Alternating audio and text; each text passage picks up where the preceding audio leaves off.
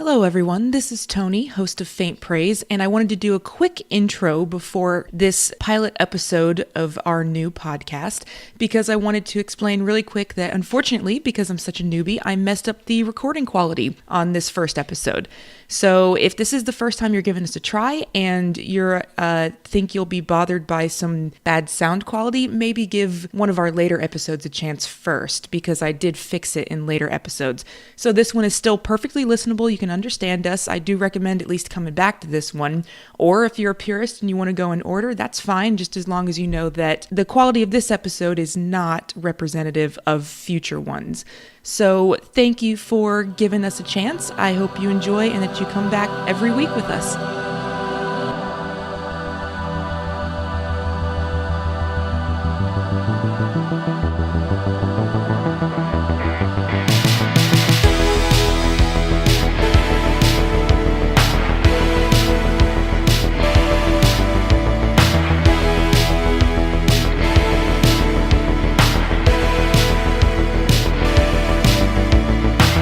We are recording. Welcome to the pilot episode of Faint Praise. I'm Toni. I'm Eric. And this is a podcast where we're going to pick out movies that are in a similar theme to each other and try and figure out which one is better by scoring them in a few categories of our choosing. They're usually not going to be the greatest movies, but, you know, we'll see how we feel about them at the end of this. So this week, our theme is going to be God's Ultimate Warrior, of course, Paul Bettany. Who else could it possibly be? Yes. So I really want to try to focus on movies in this whenever possible that when you look back on them a few years from now, you kind of go, were there two movies where Paul Bettany was fighting for God? Did he have a cross on his face in both of them? Did he have wings in both? No, there were two, and they were almost came out at the exact same time. Right. It turns out they were made by the exact same dude. Yeah. So the specific movies in question are Legion, which came out in 2010, and Priest, which came out in 2011. I have a feeling these movies were probably made at the same time. It turns out, as Eric said, same director. So I thought it was really weird because they were literally released a year apart, which means this guy was like simultaneously working on both these movies. They were probably just like switched out the sets and whatever day they felt like, oh, let's do it. Let's do a Priest. Paul Bettany's still hanging around in the trailer. This director must just have had a real boner for Bettany and thought, big man crush on thought that he was just the holiest person he had ever come across. Stuart Smiley or Scott Stapp? No, I think it was Scott Stewart. Scott Stewart. And I got both each name in there. And I don't know this guy from anything else. I don't know if he's done anything since then. In a little bit, maybe I'll look it up. But at this point, I have to assume that he just is Paul Bettany's cousin or something. Yeah, just had some weird fixation on Paul Bettany. So yeah, we didn't know that going into it. I just thought it was funny that there were two movies where Paul Bettany was fighting for God, and thought we'd watch both of them and try and figure out which one was better. Right. So we started off. It's always a question of which movie to watch first because we watch these movies on the same day, and if you have two movies and one is a lot worse, it seems like it's scarier to watch the worst one second because you're going to be just watched a movie. You don't necessarily, you're going to be, it's going to be crap. Yeah, you'll be pissed off at it at that point. These were both really close on the Rotten Tomato scores. Right. Nosebleed levels of ratings. Yeah. So whenever we don't have a sense of whichever one's going to be better, I'm going to just go by the Rotten Tomato scores. A little neck and neck on this one, but turns out Priest is the winner of the lower score at 15%. Legion was 19%, so even that wasn't a huge indicator. So we figured we'd go ahead and watch Priest first. Priest, quick synopsis of it. It is set in a post-apocalyptic future. They didn't really tell you how far in the future, but it was far enough. I mean, it was something that was supposed to be sort of Judge Dredd-ish. Well, yeah, there was supposed to be a long-term war between people and vampires. I don't know. They showed starting from Middle Ages, so it wasn't something new. It's just supposed to be a different universe. And this was based on a comic book, so it's based on another world. Right. But I mean, it is Earth and everything. Yeah, we should probably go ahead and say up front, neither of us know this comic. I knew of it, and I knew it was a comic, but that's all I knew about it. Yeah, is it a comic or is it a graphic novel series, like a mini-series or something? I have to be honest, I don't even know the difference between those two things, but something like that. Neither of us know that, so we don't know any of the shortcomings of this movies or the strengths if they're from the comic or what they got right or wrong or any of that shit. Exactly. So that's not going to factor into this review at all. We're just purely based on coming into this Just a cold, movie. not knowing anything about it. So set in some sort of future where people and vampires have been fighting. And at this point, people have supposedly won the war. The vampires You know are... this because of the epic voiceover in the beginning. yeah, the epic voiceover that neither of us even paid attention to because we were trying to figure out who the voice was. So I missed most of it. Well, So, I saw what was happening. It was like animated. yeah, they started off with some cartoon, which it wasn't half bad. I No, just it was wasn't more bad. concerned. I was like, is this Lance Henriksen? It turned out to be Christopher Plummer. Which I knew it wasn't. I called it was not Lance. Yeah, Eric I'm is- pretty good with voices, and I recognized it, but I was like sort of picturing the dude's face, but I couldn't remember his name. I was trying to get you to guess it because you usually impress Well, me. I said, "Oh, it's that guy," and you were like, "Oh, that's Christopher Plummer." And then you didn't know who that was. I was like, Sound of I Music, knew who dude. it was, but I didn't remember anything else he'd been in. So Christopher Plummer tells us voiceover animated scene about vampires. It wasn't really that interesting, but supposedly the vampires have been defeated and they live on reservations. Because they made super soldiers called priests. Which I don't really know why there's that connection, but whatever. Yeah, I mean, in this world, The I guess church runs it's the everything. church. It's like the old Catholic Church, where the church is the government kind of thing. And so they made super soldiers, and then after they beat the vampires, they were like, "All right, now you got to go get jobs." Yeah, It didn't make any sense to me. Yeah, I don't know if that's supposed to be some sort of commentary on like the state of veterans in today's Right. society, but these priests are all just sort of They didn't just keep has-beens, them around as like protectors. cops or something. They Yeah. just made them go like work in coal mines. and Yeah, exactly. So these poor guys, they saved the whole stuff. race, Maggie and Q was like a garbage man or something. yeah, I don't even know what Paul Bettany was supposed to do. He just kind of wandered Sulking. around, went to confessional every once He in a got while. a PhD in Blade Runner type sulking around. Yeah, exactly. That's kind of what the world they envisioned was like a cross between like Blade Runner, Judge Dredd, and Blade.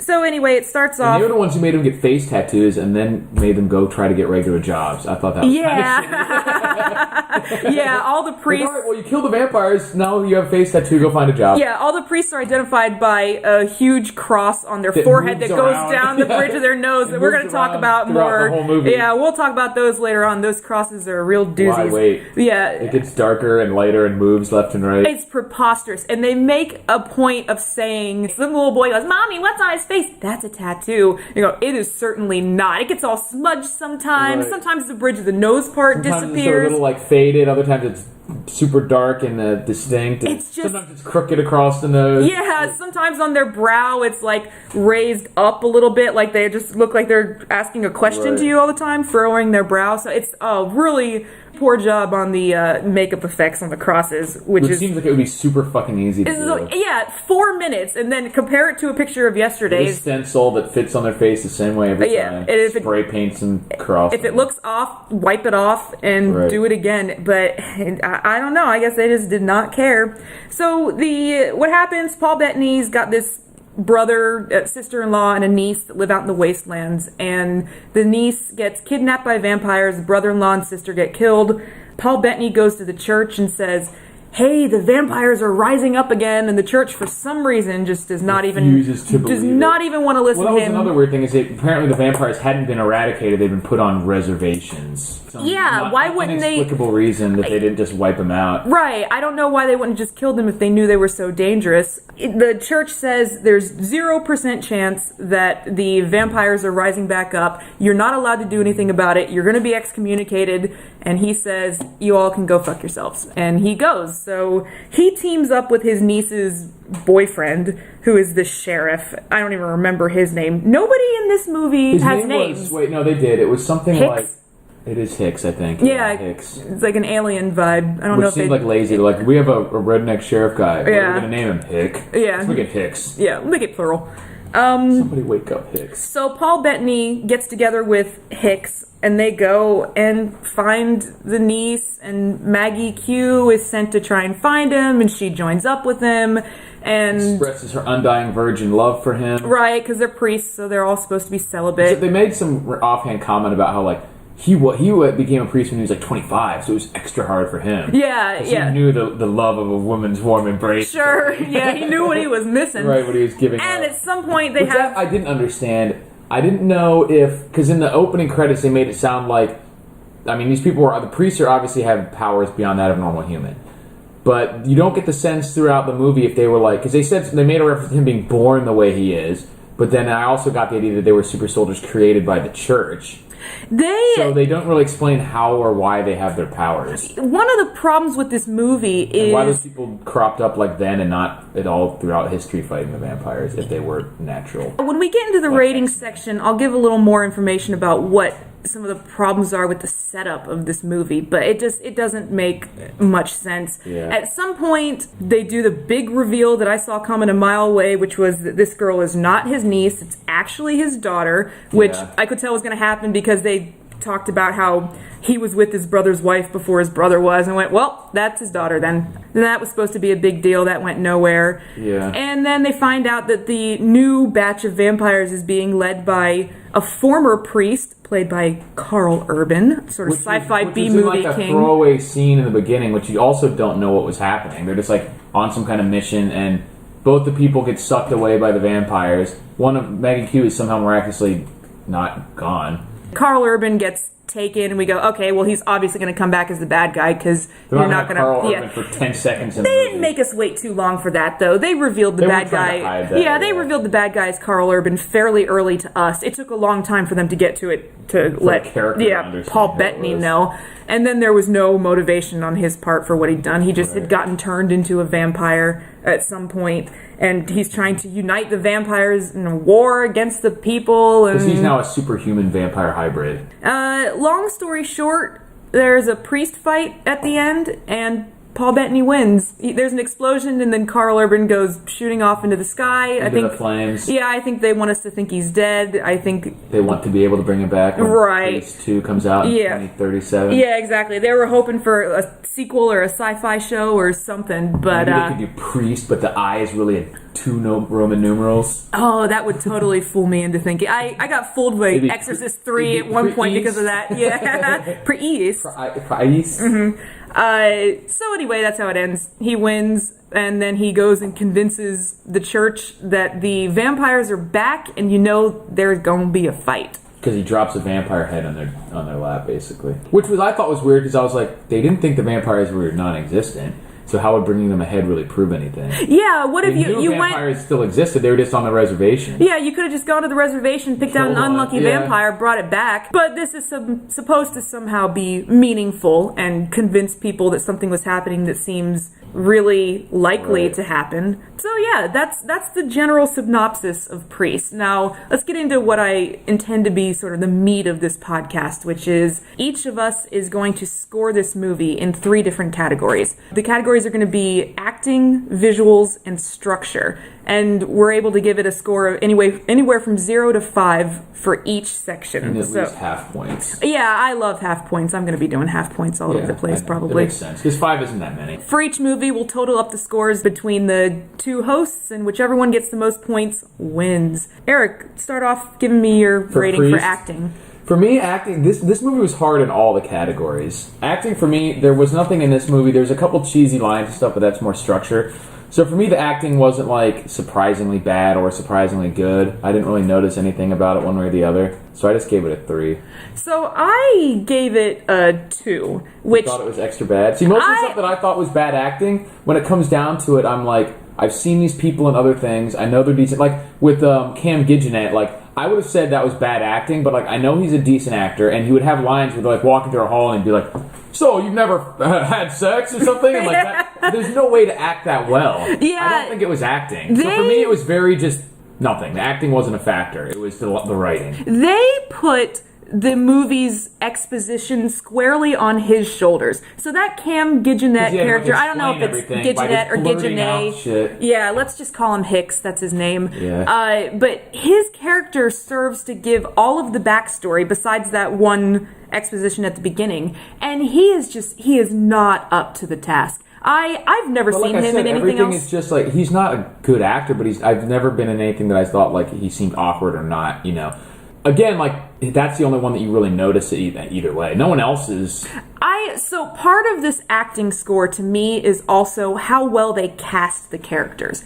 Because I think that there were a couple of poorly cast roles in this movie. Paul Bettany was fine. He's a good, solid actor. His face is expressive. I didn't have any problem with him. On his own, he would have been a 4. I think Cam Gigenet was poorly cast. Cam Gigenet was very poorly cast. They put so much of the emotional weight of this story on his his shoulders, he was not up to the task. All he did was memorize his lines and read them them out. They also out. were trying to make it like they tried to go both ways with that character. Like he's supposed to be a badass who'd never missed a shot, and then also make him the one who's like, whoa, so you have to do a valid celibacy and like, oh, I'm going after this girl. Like, that's what I mean. He's pulled both ways. Yeah, that's fine, but he just was not up for it. I've never seen this guy in anything else. It's not like if you put Daniel Day-Lewis as Hicks, that this movie would have been significantly more well acted. No, but I think it would have been better if somebody else had that role and could have made the duality of it work. Like I said, it comes better. down to if you were putting casting under acting. Yeah. I wasn't originally. That's why I just said it was 3. But if I had been, I would have lowered it. Yeah. Maggie Q was fine, not noticeable at all. She was a 3 on her own. So it's the normal silent little girl who has powers, so she can was people fine. up, whatever. Yeah. No, I'm talking about Maggie Q. You're talking about Lily Collins, the little girl. No, I'm talking about the Maggie Q character. Okay. She's tiny. Oh yeah. But when you say so, Lily Collins is a teenager. So when you say, awful too. She was terrible. Yeah. She was really. She's lowering the score. Fortunately, she didn't talk too much. Very much at all, though. But her opening, there's an opening scene where they're trying to set up her character a little bit. It's the only characterization she gets, and she is bad. She's just that whole opening scene was kind of poorly acted, I thought. It was. The guy who's like, the rugged farmer man just gotta grow me some crops in this irradiated sand. Yeah. And I'm like, alright, whatever. Yeah, the characters we're talking about are Paul Bettany's brother, sister-in-law, and niece, and they're all bad. That brings up something that I'll mention in visuals, too. Aside from Cam Gigenet being poorly cast, I also think Carl Urban was poorly cast. You think so? Yeah, I thought... Why so? I think they were trying to make that character a little more crazy than he was coming across. At one point during the big fight scene, he's walking around and he's waving his arms around like he's conducting a symphony. I definitely thought that scene was out of nowhere. And I was like, this is not him doing it. They're like, this act crazy, and I'm like, this is not what the character's been doing. That was exactly that character was pretty straight. He was more like logical and like you don't know why he wanted to have his cause of like taking the vampires over. Like whatever, he has vampire DNA now, so he wants to do vampire stuff. Yeah. But beyond that, then that was the only one that made him seem like where he was supposed to be like a Joker type character doing like goofy, crazy stuff. I was like, Joker was definitely what came to mind. But they didn't write that in anywhere else. No. Like it wasn't written that way for dialogue. So it just made that one, it didn't make the acting scene bad or even the casting to me. It just made that one scene stand out in a weird way. It seemed poorly cast to me. It started with that scene, and then some other things he did after that. He was talking about, if you're not committing sin, you're not having fun. I went, oh, woof on that line. Like, who is going to say that and not have that sound like corny as hell? True, but, I think someone else could have. But I mean, that would just be the tone of the movie have to be different. Well, either way, in the acting section, it stood out to me. That's why I'm giving it a 2 instead of a 3, because during the course of the movie, I was like, oh, I wish these were different actors in these roles. Exactly.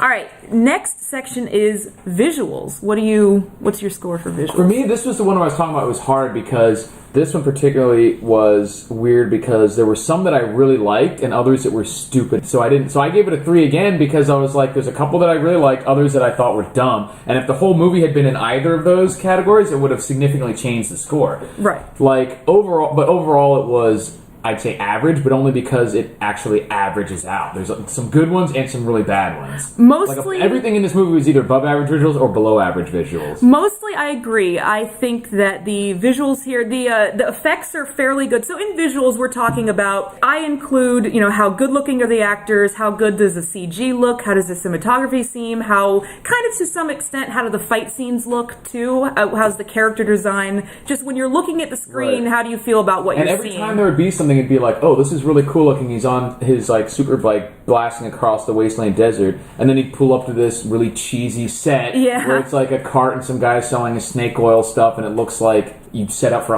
not like a high school play, because the stuff was well made and the props were well made, but they looked contrived and like glued on and everything. Mm-hmm. Or you'd have like a fight scene, like, hey, this is actually a pretty good fight scene, and then Maggie Hughes throws rocks in the air and he jumps on the rocks, and I was like, good God, you just he had a pretty good I didn't like the way the vampires themselves actually looked. I was gonna say that the fights were good, but then the vampires were like, the CG looked like CG. They were like these weird beast things. that didn't have eyes and were like not like anything like any vampire. They were not looked humanoid. Like they were out of pitch black or something. Yeah, not vampires. They were not humanoid at all. They were no. alien-looking creatures. I don't know. I don't think they were ever supposed to be humans, which is weird. Why would you even call them vampires? Right, That's and the not... people like they didn't explain the lore very well because people who this is more structure, I guess, but. So we'll get into that later. But in terms of the visuals, so then they would have a good, like, it was starting to be a cool fight, and then he would, like, throw up a whole box of little throwing stars and throw them all at once, and I'm like, that looks stupid. Yeah. So it was really hit or miss, being like, hey, that's pretty damn cool. Oh, that's really fucking stupid. So I kept going back and forth, so it averaged out to be average, but there's nothing in this movie that was actually average visuals. Right. It was either cool looking or stupid cross that moves around his face. I agree with you for the most part, but... I would have given it a 3. I docked a half point because of those stupid crosses. Yeah, they couldn't you see them in almost every scene. They couldn't even be bothered at the beginning of each scene to get the crosses on their faces straight. That's a pretty bad continuity effort or mistake. It's like the same amazing. as like having someone have like a full beard and then it's like stubble in the next scene or something, right? Which is like a minute later, and you're like, you can't help. It's but notice exactly it. like that. It's on their damn foreheads. You're staring at it the whole time. Sometimes it's dark brown. It's like sometimes they literally it's light had a brown. big stamp and they just re-stamped it every scene without really trying that hard. Without lining it up and worrying about if the whole stamp made skin contact. And I had to dock it for that. Everything else, you're right, averaged out. The actors are fine. Maggie Q is attractive. Yeah, the actors are reasonably attractive. Paul Bettany's fine. If you're into white dudes, you could do a lot worse. So nothing exciting or upsetting there. But I had to go 2.5 with this. Sense. Oh man, so far I'm giving this way lower scores than you. Point. Oh, you got 1.5 points. Yeah. Well, because that was so weird about it. Throughout this movie, I find myself being like, I'm actually kind of liking, and then something would be like, bam, and like jar me out of it. Right. To where I'm like, oh, man, this is stupid. No wonder it did poorly. But like nothing was so bad that it wasn't brought up by like the good parts a little bit. All right, so tell me about structure. What was your score on that one? I gave it a 2.5, which is probably generous again. I think that is generous. I gave it a 2 because of the things that we're talking about. For me in this one, I probably should have done my scoring immediately after each movie. I waited till both were over. But the movie was, for the most part, coherent. There wasn't too much that didn't make any sense. Like, we would question some of that stuff, but that's I wasn't confused overall. I wasn't confused. I knew generally what was supposed to be happening. The motivations of the characters were pretty straightforward and made sense.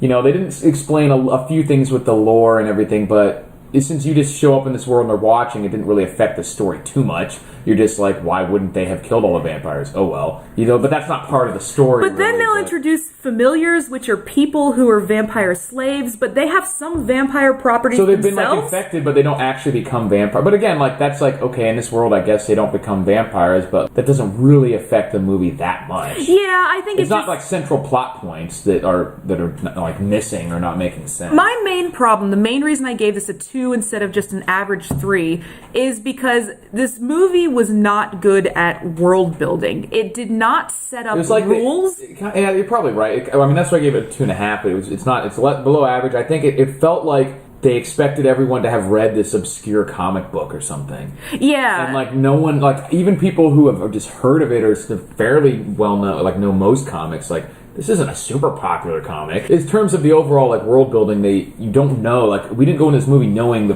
pre-storyline, how vampires are dealt with in this versus like something else. And things were just poorly set up so that when something weird did happen, it didn't come across as though, oh, this is just how this world is and I accept it. It just was like, you have not set this up at all. At one point, I had no idea that these priests were supposed to have superpowers. I thought they were just... They said that in the beginning, in the opening credits, yeah. Oh, I was too busy trying to guess who was talking. They didn't say they have superpowers, but they strongly, basically, literally implied it. They were like, have powers beyond that or extreme fighting powers or something like that. Well, it just came across as silly to me. At one point, they'd been doing mostly regular fighting, and then Paul Bettany and Maggie Q just jump up 70 feet in the air out of a precipice and onto the ledge above. Right. And I was like, when did this become a possibility? I think that was you dismissing that. Whatever. They said they were...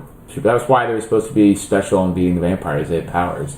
Yeah, I still don't like that in this movie, though. It doesn't fit well with me. It didn't seem as jarring for me, because I kind of didn't... It definitely was jarring me. They hadn't done anything like that yet, but... Here's the thing with this movie, though. It was definitely...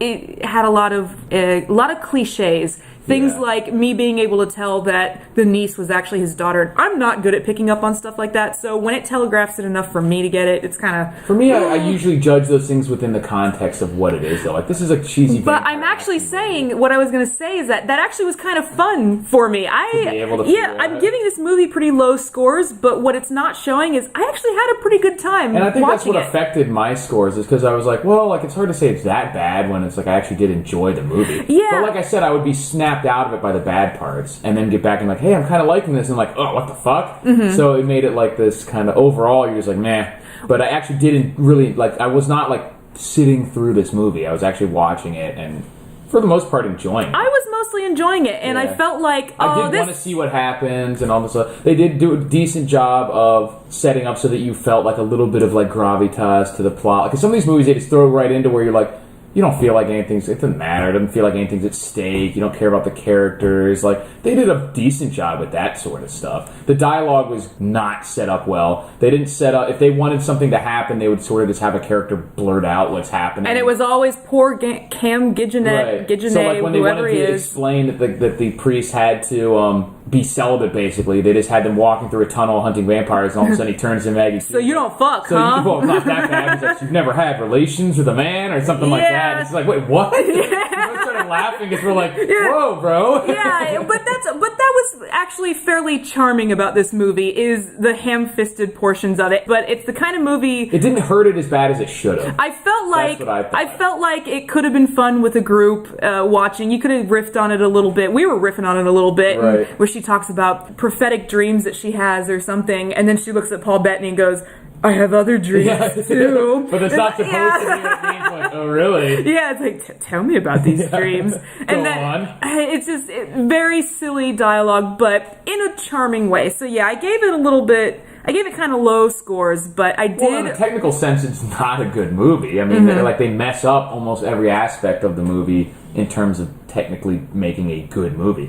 But entertainment is something kind of aside from all that.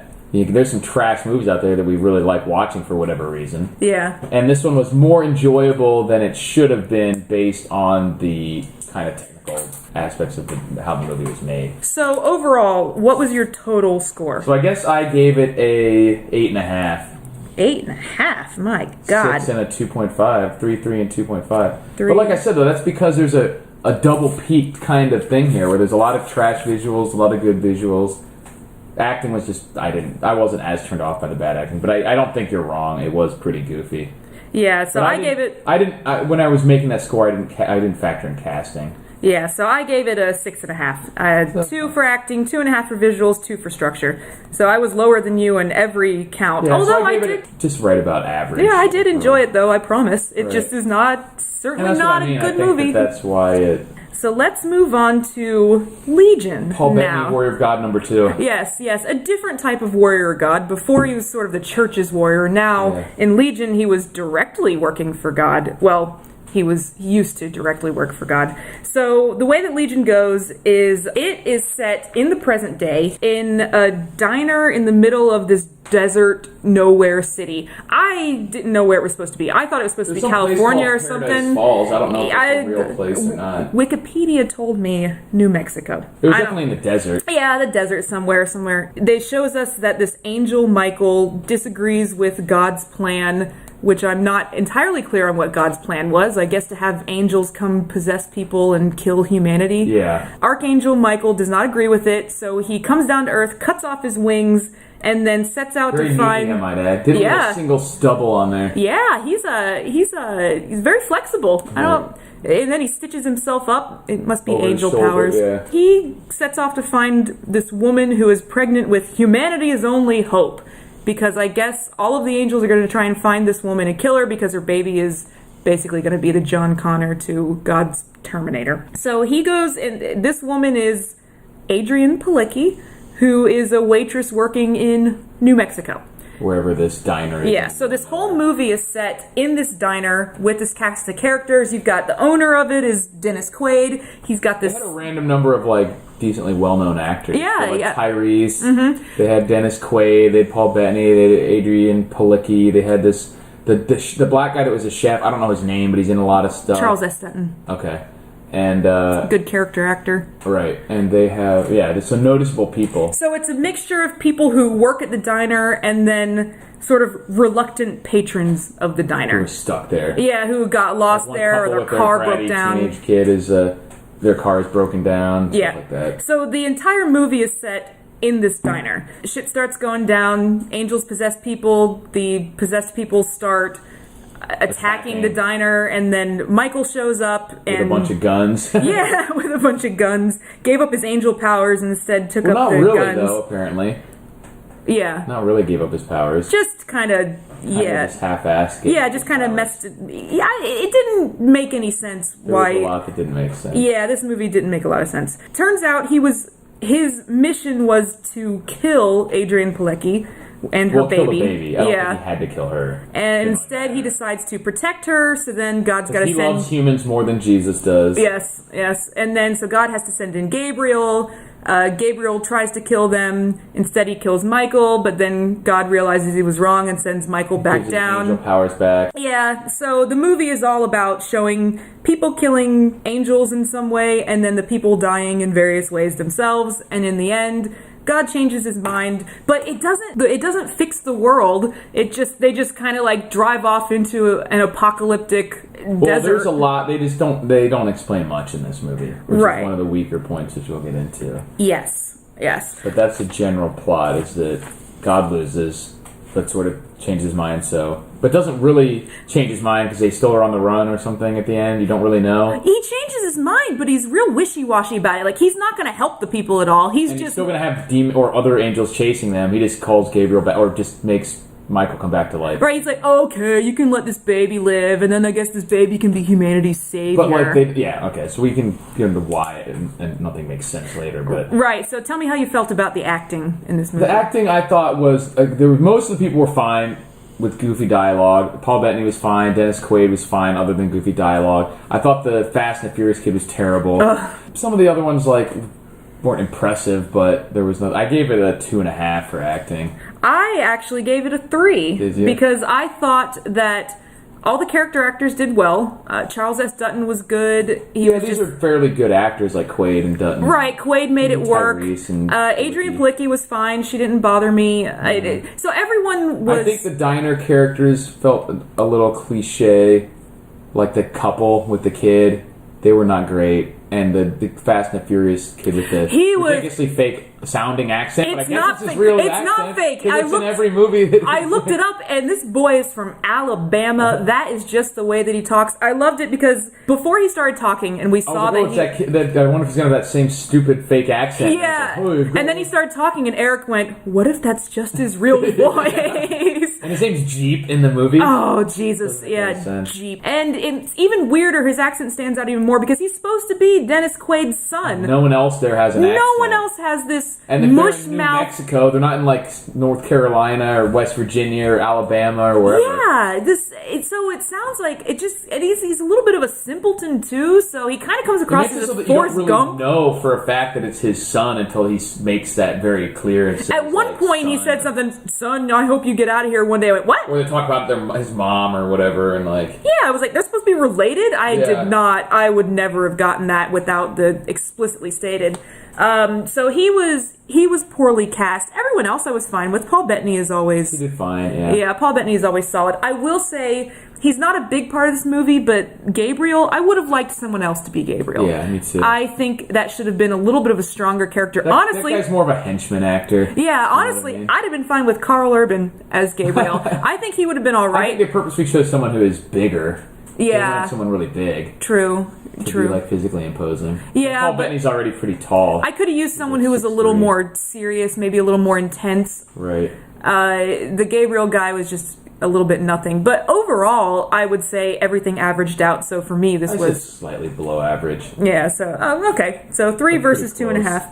What about visuals? Visuals, again, was the same thing as the other movie, where there's a lot, overall the movie, I didn't know this until after. This movie was made for, $25 million or something. It's very cheap. Mm-hmm. And, it doesn't mean you should give a higher score than they got, but it averaged out to be a 3, I thought, but there was a lot of really terrible visuals, and a lot that I thought were fairly, not necessarily even good looking, but they had a good, emotional reaction to it.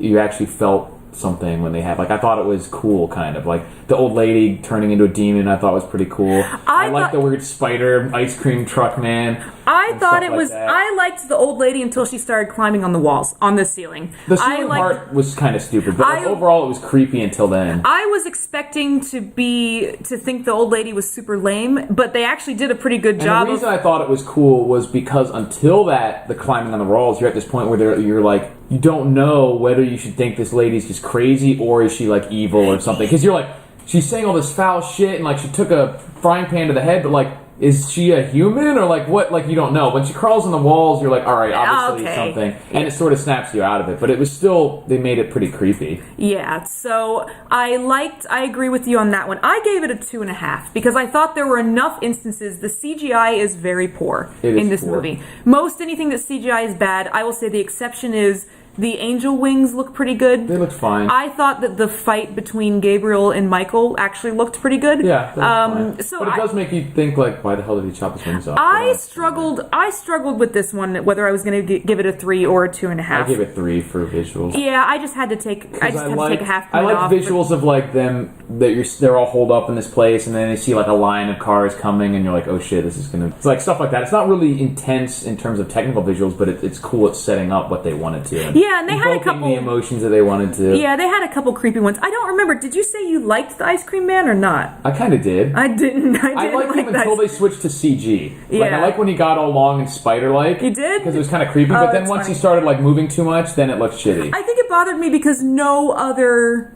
possessed person changed their form. The possessed people, they would get weird eyes or teeth. Their teeth would get pointy, or and their eyes would get weird. But this guy was the only one who's like the shape of his body changed. Yeah. So that kind of stupid and it was corny, but I kind of thought it was interesting. At least. Yeah, no, like I said, I struggled a little bit with this one. I ended up giving it a 2.5. I didn't like the mummy mouth opening thing, though. I hate that. That's too overdone. Yeah. But, like, just getting long and, like, stringy and weird looking was kind of cool. If they'd have done that in 1998, maybe that would have been acceptable, but not in 2010. That's way too late for that shit. All right, so but overall, I think it averaged out to be average. Okay, what'd you think of the structure? Structure was very bad. I did, too. Yeah. They just did... And what was weird was because it didn't fall apart until the latter half of the movie. Mm-hmm. Like, the first half of the movie, I was like, all right, I really want to see what's going on here. Like, all these people are coming up. We got this baby that he needs to protect. But then they literally explained, like, none of it. Like, they don't tell you at all why this baby is special, where it came from, why he wants to protect it, why God wanted to kill it, why not killing it will be meaningful in any way,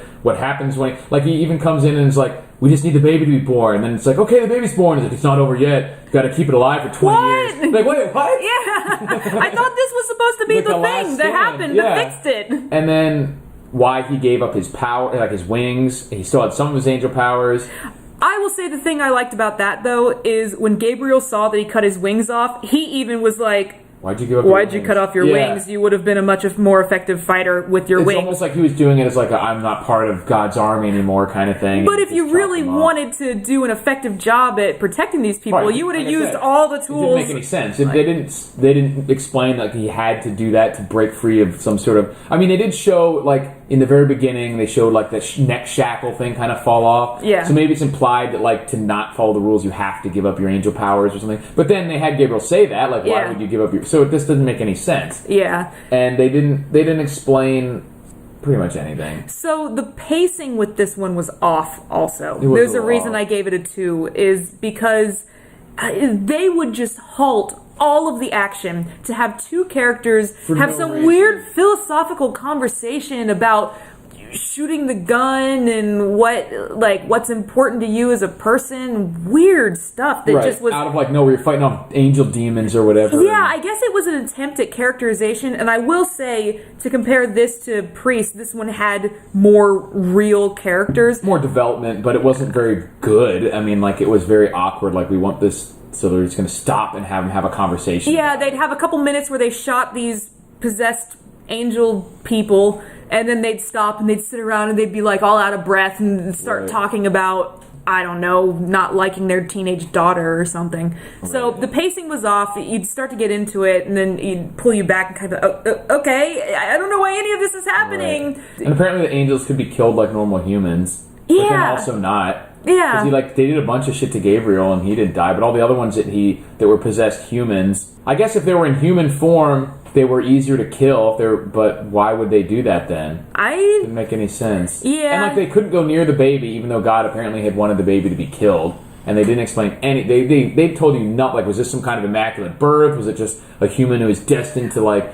They didn't tell you anything. They made it pretty clear it was not an immaculate birth. They were. Well, they said the girl was like a slut or something. Yeah, basically. But they didn't say one way or the other. So it's just some random. That made it even dumber to me because Joe from New Mexico, his baby, he's like a tattoo artist or something. Yeah, Charlie the waitress who sleeps around with everyone except and smokes when she's pregnant. Except the mush-mouthed simpleton who loves her, the only one she won't sleep with. And is relegated by angels to forever be in the friend zone and protect her bastard child. Yeah, because at the end he makes him an honorary angel or something. He gets writing all over him, this is how you protect this stupid woman's baby by some other tattoo artist in Paradise Falls. It very much reminded me of a Forrest Gump and Ginny relationship where it's just except mandated by God. Yeah, exactly. Oh, well, I mean, after he decided not to, that he wanted, but they didn't. You just have no idea why this baby matters or why the angels need it to be dead. Because, the general plot is that God is again pissed off with humanity like he was with the flood, and he decides to kill everybody, but to do it, he's just going to let the angels go nuts and kill everyone, instead of using the natural disasters. Right. But, for some reason, the baby being alive prevents them from doing that.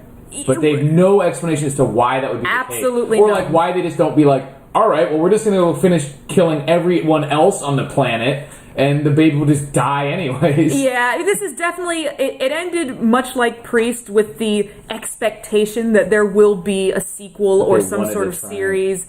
And I don't think they ever... This was 7 years ago, and they never got anything as far as I know. Because this one... overall... These movies were commercial successes by at least barely. I looked up the numbers. Yeah, I think just barely. Priest cost $60 million, which was a lot more.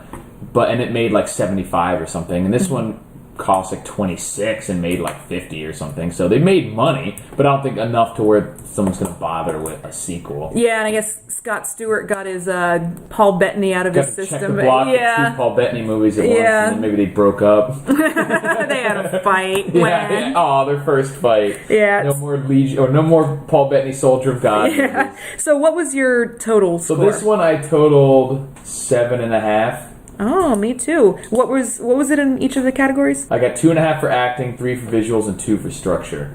All right. And advantage for having Adrienne Palicki in it. Oh yeah, Eric's a fan of hers. He calls her Hightower because she's 6 feet tall. She's 5'11". And I didn't tell him before that she was going to be in this movie. I wanted to see his reaction. Be in it. One of Eric's favorite pastimes while watching these movies is every time a character introduced, he goes, "Is that Hightower? Is that Dennis Quaid? Is that Tyrese? Is that the guy from Fast and Furious?" Yes, Eric. These are rhetorical questions. I know that they are. I'm just saying, wow, look at this. It's the guy from Fast and the Furious. Except it's asked in a way such as, "Tony, can you please confirm this?" Right. Confirmed. Dust mine eyes deceive me?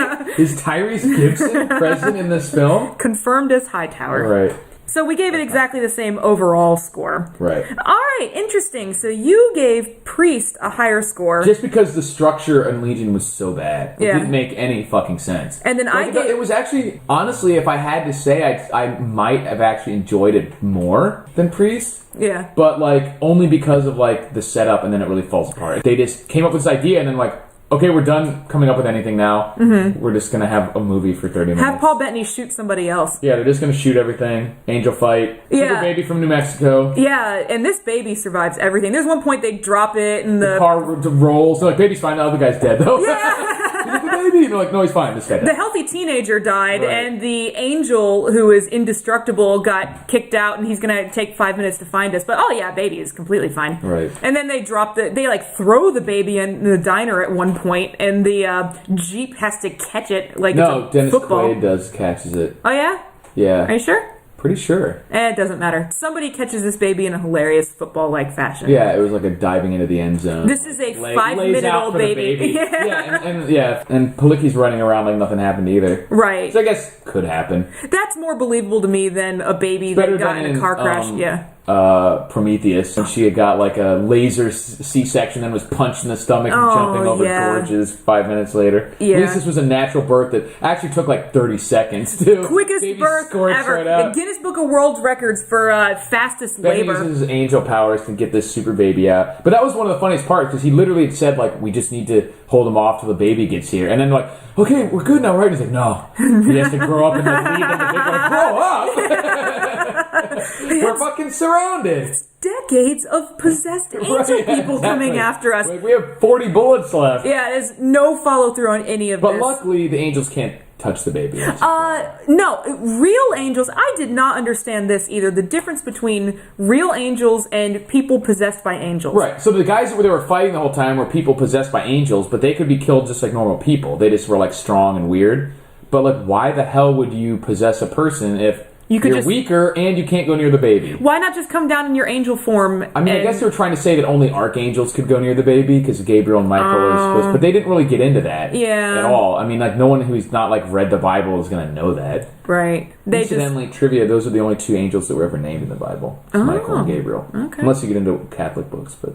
Okay. Then they have like Metatron and stuff like in all right. Supernatural. But that's not explained in the movie. Yeah, it's not factoring into my point system. No. But you don't get more points for like following the Bible. I felt like this movie had more potential. So when I was watching Priest, I'm saying, like, building up to it, I'm like, I'm kind of liking this. I like to see what's happened. So I feel like overall, technically, it's still a better movie than Priest. No, I think Legion. Technically, it's better. Yeah, because the acting is better and there is more characterization and it's got more. So the writing was like such a just nonsense after the first half of the movie. Like, it literally, the movie makes no sense. Yeah, it's just strong. I really like the feeling and like of the like standoff against the hordes. It's almost like a Night of the Living Dead type thing. These strangers locked up in a house, and then there's this hordes of demons and they have to fight them off. That's really cool. But like, the movie makes nothing in the movie makes sense. Yeah, I guess I'm scoring it a little bit on its potential and not so much what it does. How much you enjoyed it. Yeah, and I'm like, but this movie makes no sense. There's almost nothing in the movie that does make sense. I would say I had more fun watching Priest. But watching Legion, I was I feel the opposite way. Oh, yeah? Yeah. I thought Priest was... We actually the exact opposite. I thought Priest was technically a better, more well-made movie. And it's a higher budget and everything. It makes sense, but... The CG was certainly better in Priest. But there was more of it, too. Yeah. So it had to... Because all the vampires were all totally CG. Yeah. So you get to see... It was a little better, but it still didn't look good. And you had to look at it more often. Whereas in Priest, they would use it to like, okay, the woman crawling on the ceiling... Or Legion, yeah. The woman crawling on the ceiling is CG, but it's brief and it's not trying to make anything... Or like the stretchy guy. The CG didn't look good, but I liked the creepiness of him getting long. That's so funny. Yeah, we are basically opposite on these. Yeah. What we do agree on, I think, is that neither one was as bad as we thought it was going to be. Both were more enjoyable than I thought. Right. They were almost as bad as we thought, but much more enjoyable than we thought. I thought it was going to be much more of a slog. First of all, these are not long movies. They're only about an hour and a half each. I think Legion is a little bit longer, maybe an hour 40. Priest was paced a lot better. Yes. Legion... Like, it works its way through pretty well without anything too... Legion had, like, weird... Like, the movie didn't feel slow, but it would have, like, abrupt kind of mood changes. They should have cut out a couple of those conversations in the diner. It feels like not that they were cut out, but that they shouldn't have been there. I said they should have cut out. Maybe not even cut out. They just should have put them in a part where there's a natural pause in the action. Yeah. Instead of just being like, all of a sudden they're just talking and not worried about what's going on outside. Mm-hmm. So you said something that I wasn't quite sure I agreed with, so I want you to elaborate on it. You said this earlier, not on the podcast. You said you felt like these movies were really similar. I actually felt like they weren't as similar as I was expecting them to be. Okay. Especially once I saw they were from the same director. What I was specifically referencing was the fact that not necessarily the movies themselves, but the fact that I was finding myself enjoying them, but would be jarred out of it by some sort of, like, mistake or ham-fisted attempt in the story. Because the movies themselves, they had a similar feel, but really not that similar in terms of visuals or storytelling or anything. But, I mean, I was definitely not surprised to find they were the same director, but only because of the main elements like Paul Bettany. Religious stuff, you know, Soldier of God, like that. But other than that, war between humans and something and some supernatural thing. Yeah, but other than that, the movie, it was more about the experience was similar. Watching the movie. All right, that makes sense because as I was watching them, I was like, oh, these movies aren't as similar as I thought story-wise, they would be. Priest was much more straightforward, much more even pacing, stuff like that. It was different subject matter for them, other than the archetypal things that we mentioned. But yeah, I meant more the feeling of the experience. It kind of felt like he was trying different tactics with each one. To get the same, like he was trying for the same thing again, but he's like, let's attack this from a different way. Yeah, I've got more budget this time. Let's do more CG. Right. I don't need all that character stuff. I did too much character stuff in the first one. Let's do less character stuff. Let's have a church, but less overt spiritual stuff. And what I realized about halfway through Priest, I realized I don't know anybody's name in this movie. Well, that's how Priest. Oh well, that I was just gonna say. Yeah. I looked it up later because I was like, well, let me see. She's just what is she? Nobody had a name. Priest? A priestess. Just priestess. Yeah. Okay. So I like she priest. Yeah. He priest and she priest. Yeah. So that was kind of, but it didn't. Priest. But it didn't strike me in the movie as purposeful. It just struck me as these are such these are just such nothing characters that they don't even get names. The only Same thing with they got like Hicks. Like who says his name? I don't know how we know. I think his girlfriend screams it every once in a while. Hicks from like the train during the big train fight, and it stuck out because I went, "That's the guy from Aliens," and because it was such a stupid name for this kind of hick priest, hick sheriff. So it felt like he thought there was too much characterization in Legion, so went off in the other direction, did no characterization for Priest, and then he felt like there wasn't enough CG in Legion, so he went off and did more, like way more CG in Priest, and just. Well, I think the movie itself just would necessarily have to have more CG because of what they had in it. Like they purposely made the people. I think one of the main reasons they had the angels be possessed people in the movies because it cost $25 million to make, and it was super easy to have crazed people versus a bunch of CG. An extra angels. $15 a day. If he had twice the budget, he would have added more actual angels in that movie. Yeah. I'm surprised that I basically gave both these movies above average, but I think it's just because of the fact that I did kind of like them. It was just I kind of liked both of them. I certainly didn't hate either of them. Right. I don't know that I'm ever going to watch either of these again, but if I was in a group of people especially and they were like Legion, simply because the end is much more disappointing. With Priest, the end is much more along the lines of what you were expecting watching the whole movie. Like a normal kind of resolution with a normal comic book storyline of everything's at stake, they beat the bad guy, we're okay for now, but the danger's still out there. Versus Legion, where it just falls apart and nothing makes any sense. I seem to be less bothered by that than you. I feel like because I was really liking the setup at first. The goodwill from the setup kind of lasted a little bit longer with me. It betrayed me, Tony. I was like, I liked this movie for a second. Yeah. I even liked your stupid ice cream man. And I admitted it. This is how you repay me? Yeah, it's funny. I actually gave them, in visuals and structure, I gave them each exactly the same score, 2.5 and 2, respectively. I don't know how to me, it was really only the structure of Legion was as coherent as Priest.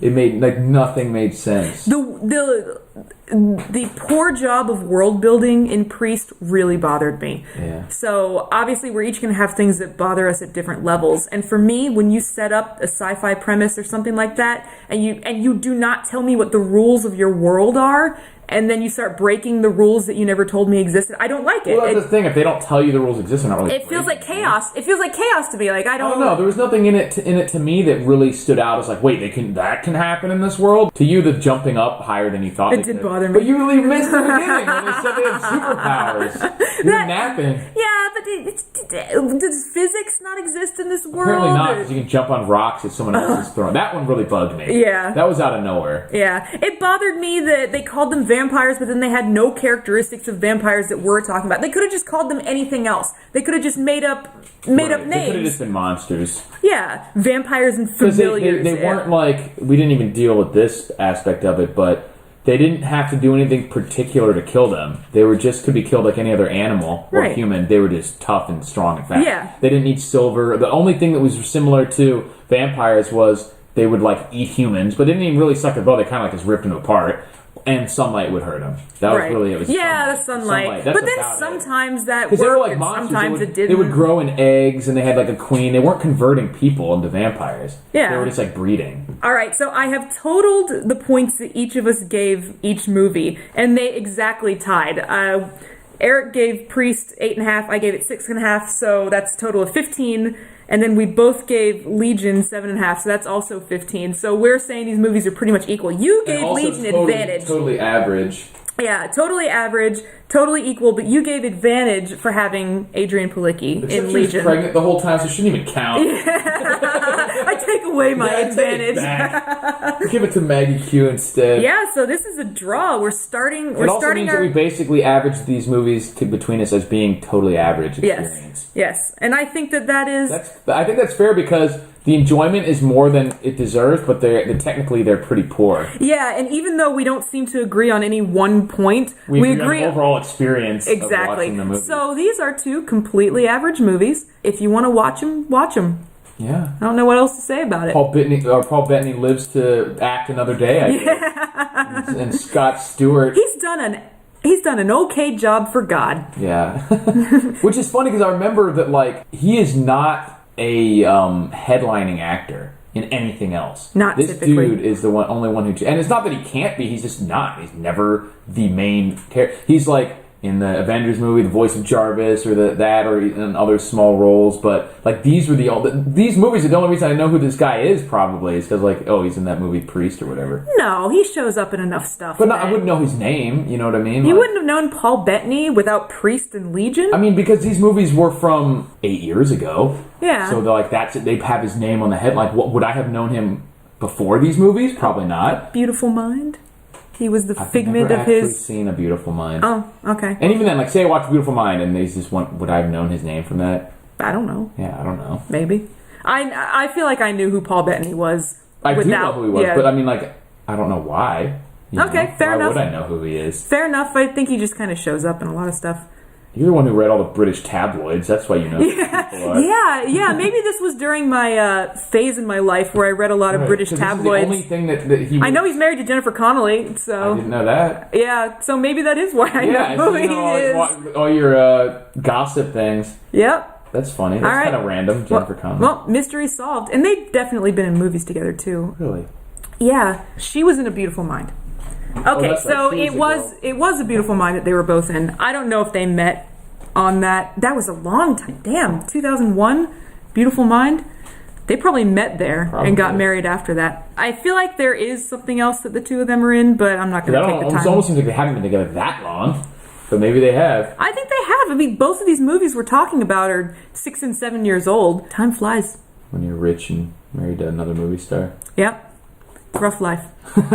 Stars are just like us.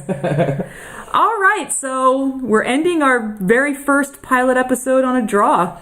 We'll see. Damn. Yeah. That seems like a ripoff. Yeah, it seems like a little bit of a letdown. I wanted to. But we didn't consult. We don't. The whole point is that we don't consult each other on our scores. Yeah, we watched these yesterday, and almost means that we're probably right on our assessment if we both gave it the same one. I think if so. we both had like wildly different things, like this movie's great, this movie's garbage, then you'd probably think one of us is wrong. Yeah. You know what I mean? Yeah. No, I mean, if you feel like watching a supernatural movie with... And you're tolerant of schlocky action type movies. Yeah, go ahead. If having like weak story elements like the stuff we talked about is really, really going to frost your butt, then yeah, you're not going to be able to get over it. But. Yeah, but give them a try. Maybe next week we'll have some more fun arguments or a better matchup. Agree on everything. Yeah. All right, so until next time, signing off. Bye.